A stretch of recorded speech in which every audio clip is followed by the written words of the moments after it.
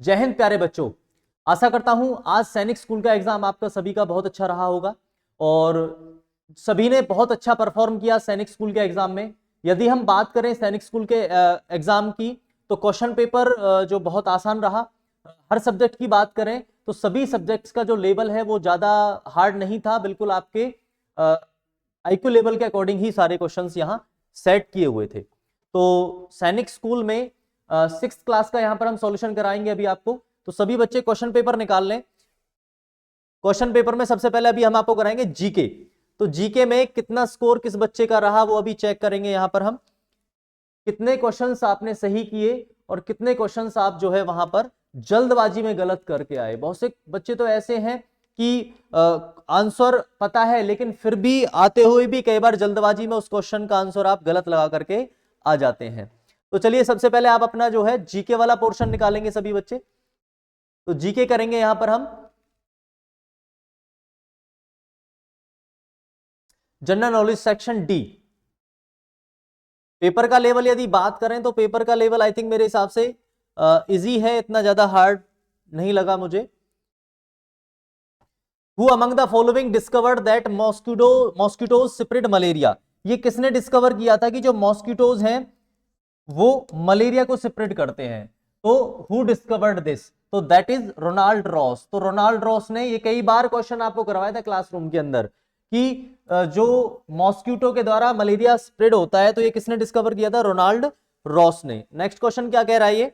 Which of the following former presidents of India is the author of the story blow hot blow cold? Sir जी ये तो अभी आपको 2-3 दिन पहले ही क्वेश्चन करवाया गया था क्लासरूम के अंदर। Blow hot and blow cold, doctor Zakir Hussain. और एक बात और कह रहा है यहाँ पर, फॉर्मर प्रेसिडेंट भी रहे हैं, तो डॉक्टर जाकिर हुसैन अभी करवाया था 3-4 दिन पहले ही ये क्वेश्चन आपको। नेक्स्ट क्वेश्चन क्या कह रहा है ये? नेक्स्ट क्वेश्चन की तरफ चलेंगे। Which of the following are not obtained from petroleum? बच्चों आपको करवाया गया था बिल्कुल बहुत अच्छे तरीके से, नॉट ऑब्टेन्ड फ्रॉम पेट्रोलियम, कि पेट्रोलियम से कौन सा प्राप्त नहीं होता है। चलिए, kerosene, grease, solar energy, hydel energy. देखो सोलर एनर्जी तो किससे प्राप्त होती है? सन से। और हाइडल यानी हाइड्रो एनर्जी, हाइड्रो एनर्जी किससे प्राप्त होती है? किससे ऑब्टेन होती है? वाटर से। तो यहां पर ये दोनों ऑप्शन तो इसके कट हो जाएंगे। देखिए पेट्रोलियम से केरोसिन ऑयल हमें प्राप्त होता है, ग्रीस भी हमें प्राप्त होती है केरोसिन से। तो ए और बी ऑप्शन जिसमें है तो ए एंड बी ओनली। तो यहां पर इसका थर्ड आंसर, थर्ड ऑप्शन ठीक हो जाएगा, ए एंड बी ओनली। यानी पेट्रोलियम से हमें प्राप्त होता है केरोसिन ऑयल भी, ग्रीस भी, वैक्स भी प्राप्त होता है हमें, पेट्रोल, डीजल, तो ये सब हमें कहां से प्राप्त होता है? पेट्रोलियम से, केरोसिन और ग्रीस। ये तो ऑप्शन बिल्कुल भी नहीं रहेंगे इसके, ठीक है। तो ए एंड बी इसका सही ऑप्शन हो जाएगा। देखिए ये क्वेश्चन बिल्कुल नॉर्मल है, यदि बच्चे को थोड़ा सा भी जनरल नॉलेज है तो भी वो बच्चा उसको इन क्वेश्चंस का आंसर इजीली कर सकता है। चलिए, who wrote the book how we found the earth is round? Who wrote the book How We Found the Earth is Round? Isaac Asimov, Neil Armstrong, Kalpana Chawla, Sunita Williams. देखिए इसका सीधा आपका जो है किसने लिखी है ये book? How we found the earth is round, Isaac Asimov, ठीक है जी। तो इन्होंने ये बुक को लिखा है। नेक्स्ट क्वेश्चन है, देखिए जो आपके क्वेश्चन गलत हैं और सही हैं उनको एक्यूरेसी के साथ आप मैच करते चलेंगे कि कौन कौन सा आपका सही है और गलत है, ठीक है सर। चलिए नेक्स्ट क्वेश्चन की तरफ चलते हैं यहां पर। Which of the following statement is या are correct about the living in space? यानी अंतरिक्ष की बात कर रहा है यहां पर ये, ठीक है सर। स्टेटमेंट वाला क्वेश्चन करवाया था, बताया भी था कि स्टेटमेंट के क्वेश्चन आएंगे, मैथ में भी आएंगे, रीजनिंग में भी आते हैं कई बार, और जीके में भी आते हैं स्टेटमेंट के क्वेश्चन, ठीक है जी। स्टेटमेंट फर्स्ट में क्या कह रहा है? Things keep floating in the space from one end to another. Things keep floating यानी वो तैरती रहती हैं वस्तुएं स्पेसशिप के अंदर, from one end to another यानी इधर से उधर जो है एक छोर से लेकर दूसरे छोर पे उस जो स्पेसशिप होता है, स्पेसशिप के अंदर वस्तुएं क्या होती रहती हैं? फ्लोट, तैरती रहती हैं, ठीक है ना, क्योंकि वहां फोर्स नहीं लगता ना, gravitational force. The earth has a gravitational pull. अच्छा यही बात कह दी इसने कि अर्थ हैज अ ग्रेविटेशनल पुल, कि अर्थ पे क्या होता है? ग्रेविटेशनल पुल होता है डेफिनेटली। तो स्टेटमेंट फर्स्ट भी ठीक है और स्टेटमेंट सेकंड भी ठीक है, तो both statement first and second are correct. Statement both statement first and second are correct, यानी थर्ड ऑप्शन इसका हो जाएगा both statement first and second are correct, कि दोनों स्टेटमेंट यहां पर क्या है, सही है। इजी क्वेश्चन है, इतना हार्ड नहीं है बिल्कुल, और जनरल नॉलेज के आधार पर है ये क्वेश्चन। नेक्स्ट क्वेश्चन क्या कह रहा है ये, who among the following has made the documentary film India untouched. भाई डॉक्यूमेंट्री फिल्म कौन बनाते हैं, डॉक्यूमेंट्री फिल्म बनाते हैं आपके स्टैलिन। कौन बनाते हैं, स्टैलिन डॉक्यूमेंट्री फिल्म बनाते हैं। और इंडिया अनटच्ड जो डॉक्यूमेंट्री फिल्म बनाई है, किसने बनाई है, स्टैलिन के ने बनाई है। सीधा सा आंसर है इसका, ठीक है। इतना हार्ड नहीं था भाई पेपर जितना तुम समझ रहे हो इसको। जीके तो बिल्कुल मुझे ऐसा लग रहा है एक एक क्वेश्चन इसने जो है बहुत इजी दिया है। Which among the following statement is not correct, यानी थोड़ा लेंथी तो दिया है ताकि बच्चे इसमें टाइम कंज्यूम करें, लेकिन हार्ड बिल्कुल भी नहीं कह सकते इस चीज को। Among the following statement is not correct, कौन सा सही नहीं है। Animals that are awake in day time can see things only in black and white. बिल्कुल ये कह रहा है सर जी, जो डे में नहीं, जो एनिमल्स नाइट में अवेक करते हैं वो केवल क्या देखते हैं, ब्लैक एंड व्हाइट। तो ये स्टेटमेंट क्या हो गई, गलत हो गई। अगला देखते हैं, some birds gave different warning calls if the enemy is coming from the sky or if the enemy is on the ground। बिल्कुल सही बात है, वो मैसेज देते हैं ना दूसरे एनिमल्स को या दूसरे बर्ड्स को, मैसेज देते हैं कुछ प्रकार की साउंड निकाल करके या कोई एक्शन करके। Snakes do not have external ears, they only feel the vibration. बिल्कुल सही बात है, ग्राउंड पर जो वाइब्रेशंस होती हैं स्नेक उन्हीं को फील करते हैं, करवाया था ये चीज आपको।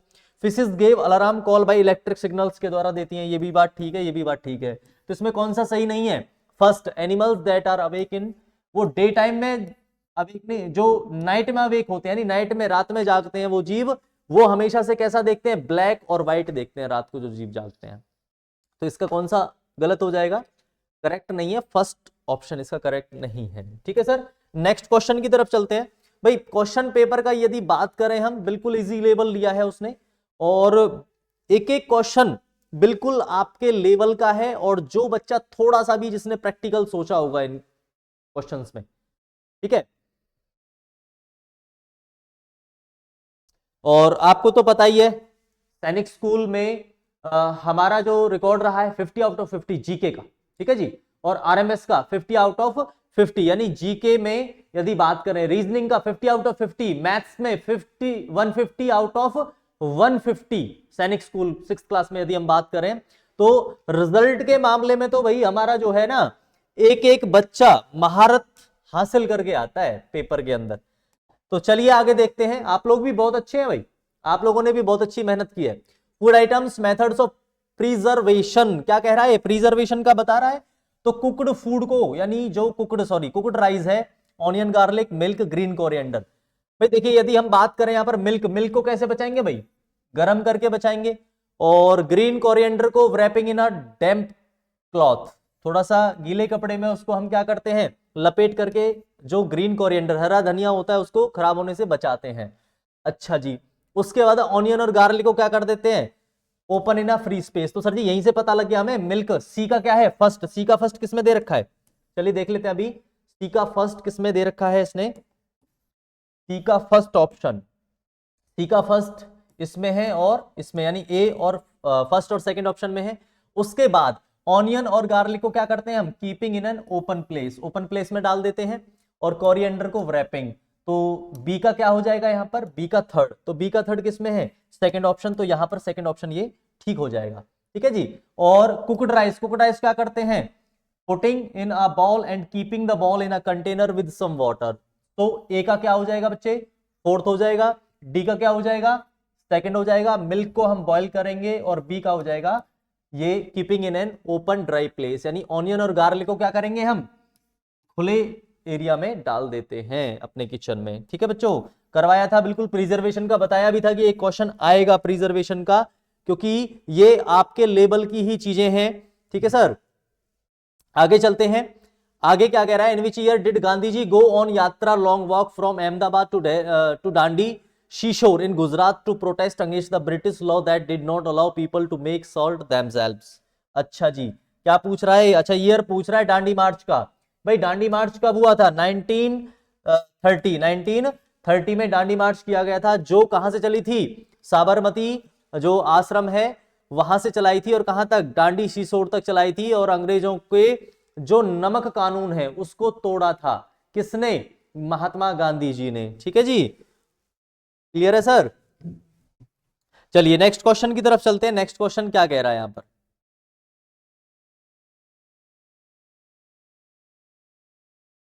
भाई जीके जो है ना बहुत इजी है, वैसे लेंथी तुम्हें लगा, लेंथी दी है बच्चों के हिसाब से, क्योंकि लेवल ही क्या होता है बच्चों का, 10 से 12 साल के बच्चे का लेवल कितना होता है, उस हिसाब से ठीक है। ठीक है जी। यदि हम बात करें जीके की तो बिल्कुल सामान्य लेवल है जीके का। Name of place famous for special thing, यानी नेम ऑफ प्लेस दे रखा है और स्पेशल थिंग दे रखी है जो फेमस है। ओहो, चलिए दोबारा से हमें इसको अपलोड करना पड़ेगा। चलिए, तो बेटा यहां पर यदि हम बात करें पेपर की, तो पेपर को इतना हार्ड नहीं रहा है, बहुत आसान पेपर है। किसी भी सब्जेक्ट की बात करें, मैथ की बात करें, रीजनिंग की बात करें, बाकी तो देखो रिजल्ट आपके सामने आने वाला है। ठीक है ना? अब मैं कहने लगूं, किसी भी बच्चे से पूछेंगे कि पेपर कैसा रहा, तो वो सब बोलेंगे सर मेरा पेपर बहुत अच्छा रहा। तो अच्छा कब रहा? अच्छा जब रहा जब रिजल्ट बताएगा। ठीक है, कि आप क्या स्कोर करके आए हैं। और कहते हैं कि जल्दी ही आपके सामने रिजल्ट आ जाएगा, ज्यादा समय नहीं लगेगा। चलिए यहां पर थे हम, फूड आइटम्स तो हो गए थे, इस पेज पर थे हम। चलिए, Kashmir, Telangana, Bihar, Assam, silk, Madhubani painting, embroidery, Pochampally. भाई ये पोचमपल्ली का तो अभी करवाया था, पोचमपल्ली और कारमकारी है ना, दो एम्ब्रॉयडरी डिजाइन है ये, पोचमपल्ली और कारमकारी। कहां पर है ये आंध्र प्रदेश में। आंध्र प्रदेश में कहां पर? तेलंगाना में, है ना, करवाया था ना आपको। आंध्र प्रदेश में पोचमपल्ली और कारमकारी। बात करें बिहार की, बिहार में भी आपको बताया था मधुबनी पेंटिंग के बारे में, जो चावल वगैरह और जो है हल्दी, इससे कलर वगैरह बना करके और उसमें पशुओं के, ट्रीज के और जो है एनिमल्स के डिजाइन वगैरह उसमें बनाए जाते हैं, जो मेंस वगैरह के। वो कहां पर होती है? मधुबनी पेंटिंग कहां के लिए फेमस है? बिहार के लिए। तो Madhubani painting famous is for Bihar. तो सी का क्या हो जाएगा? सेकंड। तो सी का सेकंड किसमें है? इसमें और इसमें, यानी सेकंड ऑप्शन में और थर्ड ऑप्शन में। उसके बाद कश्मीर, कश्मीर है, तेलंगाना है और असम। असम कहां के लिए फेमस है? सिल्क के लिए। इसका मैंने अभी बता दिया था, तेलंगाना इज फॉर पोचमपल्ली, यानी बी का फोर्थ। और बी का फोर्थ किसमें है? सिर्फ इस ऑप्शन में आ रहा है, और सी का, बी का फोर्थ इसमें भी है, और सी का सेकंड। तो ऑप्शन कौन सा हो जाएगा हमारा? थर्ड ऑप्शन हो जाएगा ये। ठीक है सर जी, यानी बिहार मधुबनी पेंटिंग के लिए फेमस है, यानी बी का हो जाएगा सेकंड। तो बी का सेकंड किसमें है? सॉरी, बिहार। सी का सेकंड, सी का सेकंड ये रहा इसमें, यानी सेकंड ऑप्शन में और थर्ड ऑप्शन में। उसके बाद है तेलंगाना। तेलंगाना मैंने आपको बताया था पोचमपल्ली और कारमकारी, साड़ियां हैं ये, है ना, साड़ी बनाई जाती है आंध्र प्रदेश में। तो बी का हो जाएगा फोर्थ। तो बी का हो जाएगा फोर्थ, तो थर्ड ऑप्शन है इसमें ये वाला। ठीक है सर जी। और कश्मीर का क्या है? एम्ब्रॉयडरी के लिए फेमस है, क्योंकि वहां पर सर्दी ज्यादा रहती है, और सर्दी में लोग घरों से बाहर नहीं निकलते, वहां क्या करते रहते हैं? वो एम्ब्रॉयडरी करते रहते हैं, और जिससे वो अपना गुजारा करते हैं। और बात करें असम की, तो असम में सिल्क का प्रोडक्शन सबसे ज्यादा होता है। बिल्कुल करवाए थे आपको, एक एक क्वेश्चन यहां से बिल्कुल जो है क्लियर करवाया गया था। ठीक है जी, आगे देखते हैं आगे क्या कह रहा है ये नेक्स्ट क्वेश्चन की तरफ। According to the rights to forest act 2006, people who have been living in the forest for at least dash years have a right over the forest land and what is grown on it. Right to forest act, ठीक है जी, 2006, people who have been living in the forest for at least 10 year, कितने सालों से? ये तो अभी करवाया था, 25 सालों से जो व्यक्ति रह रहा है, तो उसको वहां पर अधिकार हो जाता है कि वो अपना उस एरिया पर जो है रह सके। Have a right over the forest land and what is grown on it, कि वो वहां पर रह सके और वहां पर फसल वगैरह उगा सके, तो वो लैंड जो है वो उसके कवर में आ जाता है। कितने सालों से रह रहा हो? 25 सालों से, यदि कोई व्यक्ति वहां उस फॉरेस्ट एरिया में रह रहा है तो। ठीक है sir. Next question, which one of the following planets does not have a ring around it? Very important, my very efficient, mother, just, served, us, nuts. तो यहां पर जो है जो इनर प्लैनेट्स हैं हमारे, तो इनर प्लैनेट्स का जो है रिंग नहीं होता। तो इनर प्लैनेट में जुपिटर इसमें आउटर है, यूरेनस आउटर है, सैटर्न आउटर है, बचा कौन? वीनस। तो वीनस इनर है, तो इसका मतलब ये ऑप्शन होगा इसका, planets does not have ring, किसके रिंग नहीं होते? वीनस के रिंग नहीं होते, यानी इनर प्लेनेट्स के रिंग नहीं होते सर। ठीक है, आगे चलते हैं। नेक्स्ट क्वेश्चन में क्या कह रहा है ये, how many commands have to be given during the entire passing out parade of Indian arm forces. Sir जी कितनी कमांड दी जाती है आर्म फोर्सेज की पासिंग परेड में? 36 कमांड दी जाती है, जिसमें बहुत जोर शोर से जो है परेड पास होती है, तो इसका है 36। What is H2O commonly known as? बिल्कुल मक्खन क्वेश्चन, इसके ऊपर तो आप लोगों ने मजाक भी बनाया था कई बार बच्चों, है ना क्लास में। H2O, तो H2O क्या है आपका? वाटर। क्या है? पानी, जल, नीर, इसको बोलते हैं हम वाटर, H2O। ठीक है सर, नेक्स्ट क्वेश्चन की तरफ चलते हैं। यहां पर नेक्स्ट क्वेश्चन क्या कह रहा है भाई, जीके में मुझे इतना कुछ खास नहीं लगा इस बार पेपर में। यदि बात करें लास्ट ईयर की, तो लास्ट ईयर भी ठीक दी जीके, इस बार भी ठीक है। इस बार का पेपर मुझे ज्यादा आसान लगा as compare to last year. ठीक है, लेकिन बच्चों के अकॉर्डिंग ठीक है, जिस हिसाब से बच्चों का माइंडसेट है उस हिसाब से अच्छा पेपर मैं इसको कह सकता हूं। ठीक है sir. Which is the tallest statue in the world located in India? Sir ji tallest statue के बारे में बात तो तुमने कई बार करी थी, statue of unity, Sardar Vallabh भाई Patel, iron man of India, statue of unity. ठीक है सर, कई बार आपने पढ़ा था ये। ठीक है, उसके बाद है लोकेटेड इन इंडिया भी कह रहा है, बहुत से बच्चे इसको स्टैच्यू ऑफ लिबर्टी कुछ अलग भी लगाएंगे, लेकिन यहां पर क्या है, लोकेटेड इन इंडिया भी बोला है इसने। नेक्स्ट क्वेश्चन की तरफ चलते हैं। नेक्स्ट क्वेश्चन क्या कह रहा है सर ये, कोई क्वेश्चन यदि जल्दबाजी में गलत हो जाता है तो उसको पॉइंट नोट ना करें। ठीक है सर, पॉइंट आउट ना करें उसको, यदि कोई क्वेश्चन जल्दबाजी में गलत भी हो जाता है तो। Consider the following statements about the dead sea. Sir जी डेड सी के बारे में आपको बताया था, जो मृत सागर है ये बहुत सॉल्टी वाटर होता है इसका, और इसमें फ्लोट करना बहुत आसान होता है, तैरना बहुत आसान होता है। स्टेटमेंट पढ़ लेते हैं क्या कह रहा है। Statement first, if a person does not know how to swim, यदि एक व्यक्ति नहीं जानता कि किस तरीके से तैरना है, she will drown in dead sea, यदि उसको मृत सागर में यदि किसी व्यक्ति को तैराकी नहीं आती तो मृत सागर में डूब जाएगी। अरे डूबेगी नहीं, क्योंकि उसका जो बात करें हम कंसंट्रेशन लेवल, तो उसका कंसंट्रेशन लेवल बहुत ज्यादा होता है। कंसंट्रेशन का मतलब है कि उसके अंदर जो सॉल्टी वाटर है वो ज्यादा होता है, जिसकी वजह से कोई व्यक्ति उसमें डूब नहीं सकता। It is the least salty of all oceans and seas. कम साल्टी, लीस्ट नहीं है भैया, देखो एक शब्द ने ही पूरा सेंस बदल दिया।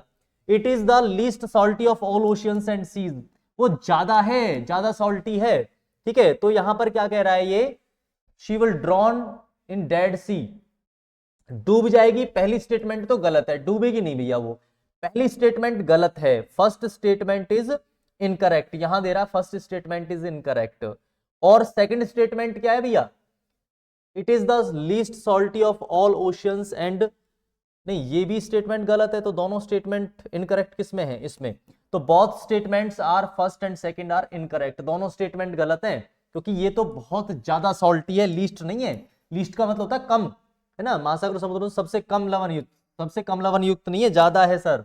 क्या है, ज्यादा है। तो दोनों स्टेटमेंट क्या कह रहा है ये, गलत कही है इसने, तो both statements first and second are incorrect. चलिए बच्चों नेक्स्ट क्वेश्चन की तरफ चलते हैं। प्यारे बच्चों इसमें जो है पेपर को थोड़ा लेंथी बनाया गया, बट इतना सिस्टमेटिक ढंग से कि एक बच्चा इसका आंसर बहुत इजीली तरीके से निकाल सकता है बहुत कम समय में। Names of place states in India, Jodhpur, Valsad, Kozhikode, Kullu Manali. चलिए सर, इसका तो आपको पता है कि जोधपुर कहां है सर जी, जोधपुर है सर जी राजस्थान में। तो ए का सेकंड किसमें, इसमें दे रखा है और इसमें दे रखा है। आगे चलते हैं, कुल्लू मनाली आपको पता है, कई बार घूमने भी गए हैं आप, है ना। तो डी का हो जाएगा फर्स्ट, डी का फर्स्ट किसमें, इसमें दे रखा है केवल, यानी इसमें है नहीं डी का फर्स्ट, और फर्स्ट बचा ये, तो कौन सा ऑप्शन हो जाएगा हमारा, फर्स्ट ऑप्शन हो जाएगा। ठीक है जी। और वलसाड कहां पर है, वलसाड है आपका जो है, वलसाड हो गया, और कोझिकोडे, तो यहां पर सीधा ऑप्शन आपका कौन सा हो जाएगा, फर्स्ट ऑप्शन हो जाएगा आपका ये। ठीक है सर, क्लियर है। नेक्स्ट क्वेश्चन की तरफ चलते हैं। अगला क्या कह रहा है, law on child marriage in India has strictly fix the minimum, sorry maximum नहीं कह रहा, minimum age for the marriage, what is the minimum age of the marriage for girls and boys. Sir जी शादी के लिए कम से कम उम्र क्या होनी चाहिए, है ना। अभी बहुत से बच्चे तो हंस रहे हैं कि सर आप जो बातें कर रहे थे ना क्लास में वही बातें हमारे पेपर में आ गई, ठीक है ना भाई। अभी कुछ बच्चे तो देख के मुस्कुरा रहे हैं कि सर हाँ वास्तव में ही आप जो बात करते हैं वो बहुत प्रैक्टिकल बात करते हैं, क्योंकि हमारे क्लास में ये बातें आपके बीच में चलती थी और तुम लोग वो देखो वही क्वेश्चन आपके सामने आ गया, है ना बच्चों। तो the law on child marriage in India has strictly fix the minimum as, कि भैया इंडिया में स्ट्रिक्टली फिक्स की गई है कम से कम एज शादी के लिए। तो लड़की के लिए कितनी 18 और बॉय के लिए कितना कर रखा है 21 ईयर्स। तो 18 फॉर गर्ल्स, 19 है इसमें, इसमें 18, इसमें 20, 21।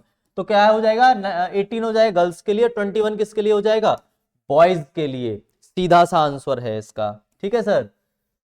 बिल्कुल बिल्कुल, जिस बच्चे ने थोड़ा सा भी प्रैक्टिकल माइंड लगाया है ना भाई वो एक एक क्वेश्चन को बिल्कुल एक्टिव तरीके से करके आया होगा। और देखते हैं कि कौन कौन बच्चे अब की बार जो है जीके में 50 आउट ऑफ 50 स्कोर कर रहे हैं इस बार।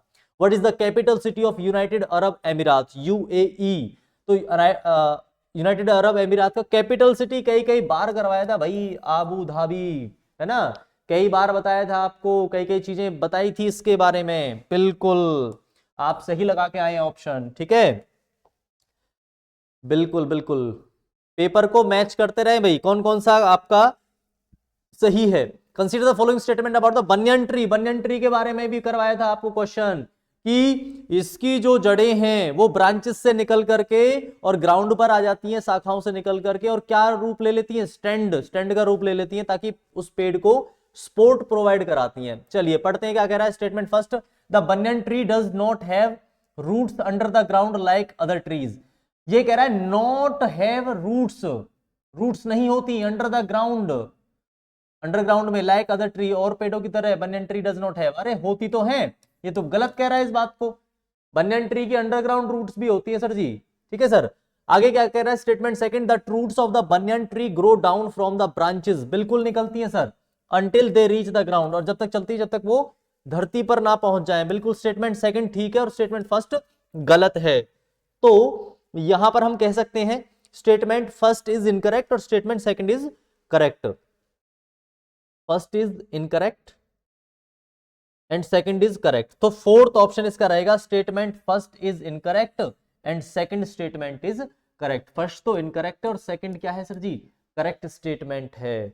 बात करें पेपर की तो मुझे ऐसा कुछ नहीं लगता है इसमें कि पेपर में कुछ ऐसा है जो आपने ना पढ़ा हो। एक एक चीज बिल्कुल बिल्कुल आपके अकॉर्डिंग है पेपर में, बिल्कुल आपके अकॉर्डिंग सर जी, आपके माइंड के अकॉर्डिंग। चलिए नेक्स्ट क्वेश्चन की तरफ देखते हैं सर क्या कह रहा है। नेक्स्ट क्वेश्चन में क्या पूछा है इसने, put the following points in a sequence to make a salt from the sea water. Sir ji sea water यानी समुद्र के पानी से नमक कैसे बनाया जाएगा। ओहो, ये कह रहा है कि सर जी पेपर ना हमारा बहुत ज्यादा अच्छा हुआ है जिसकी वजह से ना ये बार बार जो है स्किप कर रहा है। पर चलिए कोई नहीं, इसमें हम देखते हैं कि हमारा जीके में क्या स्कोर बन रहा है इस बार। 2000 सैनिक स्कूल 2026, मैं मान सकता हूं कि कई बच्चों के इसमें से यदि बिल्कुल थोड़ा भी दिमाग लगाया होगा तो भाई 50 आउट ऑफ 50 तो हो सकते हैं, यदि थोड़ा सा भी दिमाग लगाया जाएगा तो। ठीक है, बाकी देखते हैं और क्या रहेगा अभी इसमें। बिल्कुल इजी पेपर रहा इस बार, क्योंकि मैं जिस हिसाब से रीजनिंग देख रहा हूं रीजनिंग भी बिल्कुल बिल्कुल जो है लो लेवल की है सर। ठीक है, चलिए ये पेज था हमारा। क्या कह रहा है सी वाटर से सॉल्ट कैसे निकाला जाएगा। ये तो कह रहा है make salt from the sea water. Sea water से सॉल्ट कैसे निकाला जाएगा सर जी, देखते हैं क्या कह रहा है ये। भाई इजी लगा मुझे तो पेपर इस बार का, है ना। After the water ड्राइज the salt remains on the ground. After the water dries, the salt remains on the ground. The sea water is collected in shallow beds dug in the sand. Water is allowed to dirty in the sun. Sorry, dirty नहीं, dry. Dry in the sun. यानी इसमें sequence पूछ रहा है ये। चलिए हाँ sequence पूछ रहा है ये, तो देखते हैं क्या कह रहा है। Water is the sea water is collected in shallow bed dugs in the sand. After the water dries, the salt remains on the ground. ये तो सबसे बाद का हो गया, तब वो सूखेंगे तो उसमें से नमक बनेगा। कलेक्टेड इन सैलो डक्ट्स, पहले water is allowed to dry in the sun, तो सबसे पहले होगा हमारा the sea water is collected in shallow bed ducts in the sand, यानी उसकी छोटी छोटी क्यारियां बनाई जाएंगी। बताया था आपको कि नमक की जो समुद्र के किनारे जो है छोटी छोटी क्यारियां बनाते हैं, डांडी मार्च वाले में पढ़ाया था आपको। What is allowed to dry in the sun, water is allowed to dry in the sun, उसको फिर क्या करते हैं हम, सूर्य के उसमें सूखने के लिए छोड़ देते हैं। After the water dry the salt remains on the ground, पानी जो है ड्राई हो जाता है तो वहां क्या बच जाता है, नमक बच जाता है। तो पहले BCA, तो BCA किस में आ रहा है सर जी, BCA, BCA फोर्थ ऑप्शन में आ रहा है, BCA इसका सही ऑप्शन हो जाएगा। ठीक है सर, क्योंकि ये प्रोसेस है नमक बनाने का कि नमक किस तरीके से बनाया जाता है, और ये करवाया था आपको ये क्वेश्चन हमने बहुत अच्छे तरीके से। Which one of the following is known as the soil's best friend, अरे farmers best friend, soil best friend कौन होता है, एक ही तो है, अर्थवर्म दे रखा है क्या इसमें, ये रहा अर्थवर्म्स। अर्थवर्म क्या है यहाँ पर, बहुत से बच्चे इसको कोई टर्माइट लगा के आया होगा, कोई ग्रास ऊपर, ठीक है, तो ये कह रहा है सॉइल्स बेस्ट फ्रेंड या फार्मर्स बेस्ट फ्रेंड कौन होता है, अर्थवर्म होता है, केचुआ जिसको बोलते हैं, जो मिट्टी को क्या करता है, लूज करता है, नरम बनाता है, जिससे कि प्लांट की जड़ों को, रूट्स को ठीक से एयर मिल सके। Karnam Malleswari is an award winning weightlifter, अच्छा सर जी, कर्णम मल्लेश्वरी बताया था सर जी, मल्ल कौन होते हैं, आपको ट्रिक भी बताई थी, तो किसका क्या हो जाएगा, वेट लिफ्टर। ठीक है सर, कर्णम मल्लेश्वरी, कर्णम मल्लेश्वरी क्या है, वेट लिफ्टर है। ये क्वेश्चन तो कई कई बार रिपीट हुआ है sir ji. Who is Bachendri Pal, Bachendri Pal के बारे में भी आपसे चर्चा करी थी हमने।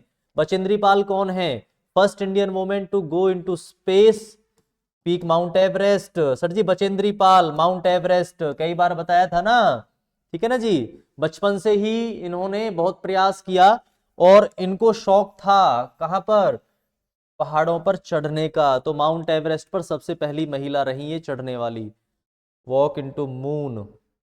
ठीक है जी, चलिए नेक्स्ट क्वेश्चन की तरफ चलते हैं। Hyderabad is famous for which of the following, Hyderabad किसके लिए फेमस है, Golconda fort, Jim Corbett national park, Gadsisar, Sabarmati Ashram. अरे sir ji Hyderabad is famous for Golconda fort, क्योंकि जिम कॉर्बेट कहां पर है, यूके उत्तराखंड में, घड़सीसर राजस्थान, साबरमती आश्रम गुजरात, तो कौन सा हो जाएगा, Golconda fort is Hyderabad famous. ठीक है सर, तो ये क्वेश्चन आपके जो है 125 कंप्लीट हुए, और जीके का एक एक क्वेश्चन मोस्ट इंपोर्टेंट और बहुत इजी पेपर रहा इस बार। यदि मैं बात करूं जीके की, तो बेटा इसमें जिस बच्चे ने थोड़ा सा भी यदि माइंड लगाया होगा, प्रैक्टिकल माइंड यूज किया होगा, टाइम मैनेजमेंट किया होगा, तो इजीली 50 आउट ऑफ 50 मार्क्स कहीं नहीं गए इसमें से, और प्रैक्टिकल थिंकिंग के ऊपर थी सारी चीजें। तो आशा करता हूं आपका स्कोर बहुत अच्छा रहा होगा जीके में और सब्जेक्ट में भी, पूरे पेपर में 6th क्लास में। तो आप सभी जो है और बेहतरीन तैयारी करते रहिए, जुड़े रहिए पार्ट डिफेंस एकेडमी के साथ, और अपना मनोबल ना गिरने दें। बहुत से बच्चे, यदि किसी का मार्क्स कम हो रहे हैं या कट रहे हैं, तो वो ज्यादा बच्चा टेंशन ना ले, अरे ठीक है आप एग्जाम दे रहे हैं, आपका इवेल्युएशन हो रहा है, आपका बुद्धि का स्तर बढ़ रहा है, तो ज्यादा टेंशन लेने की जरूरत नहीं है कि उसके इतने आ गए, मेरे तो इतने मार्क्स नहीं आए। क्योंकि देखो सभी बच्चे सभी चीज के लिए नहीं बने, कोई जरूरी नहीं कि सारे बच्चे कोई डिफेंस में जाएगा, कोई यूपीएससी करेगा, सबका अपना अलग अलग फील्ड है।